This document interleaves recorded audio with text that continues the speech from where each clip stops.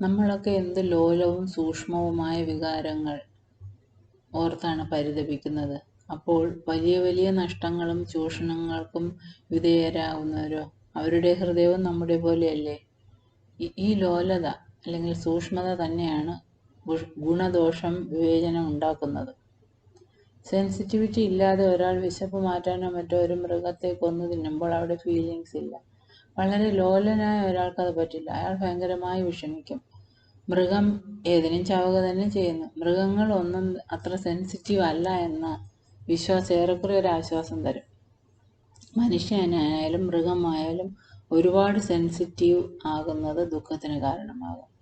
അതെനിക്ക് പലപ്പോഴും തോന്നിയിട്ടുള്ള ഒരു ഇതാണ്. നമ്മൾ ഒരേ ദുഃഖത്തിലും ഒരേ കഷ്ടപ്പാടിലൂടെയും സഞ്ചരിക്കുമ്പോൾ ഒരു നല്ല സുഖലോലുപതയോടെ ജീവിച്ച ഒരു വീട്ടിൽ നിന്ന് വരുന്ന ഒരു പെൺകുട്ടിക്ക് കഷ്ടപ്പാടിൽ ഒക്കെ വളരെ കഠിനമായി തോന്നുന്ന പല അനുഭവങ്ങളും ഒരു സാധാരണ ഗൃഹത്തിൽ അല്ലെങ്കിൽ അല്പം കഷ്ടപ്പാടൊക്കെ അറിഞ്ഞ് വരുന്ന ജീവിക്കുന്ന ഒരു പെൺകുട്ടിക്ക് അല്ലെങ്കിൽ ഒരു സ്ത്രീക്ക് അത് നിസാരമായി തോന്നും. അവരത് ചിരിച്ചു തള്ളും. അതല്ലെങ്കിൽ അതിനെപ്പറ്റി അവർ വ്യാകുലരാവുന്നതേ ഇല്ല.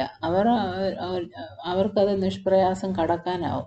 അപ്പോൾ ഇതെല്ലാം നമ്മുടെ ചിന്തകൾക്കും സെൻസിറ്റീവ്നെസ്, നമ്മൾ കൂടുതൽ സെൻസിറ്റീവ്, അയ്യോ നമ്മൾ വളരെ നല്ല രീതിയിൽ ജീവിച്ചവരെ ഇത്തരത്തിൽ കഷ്ടപ്പെടണമല്ലോ എന്നുള്ള ആ ചിന്തകൾ, ആ കമ്പാരിസൺ വരുമ്പോഴാണ് നമുക്ക് എല്ലാ വിഷമങ്ങളും ദുഃഖങ്ങളും ഒക്കെ കൂടുതൽ കഠിനമായി തോന്നുന്നത്.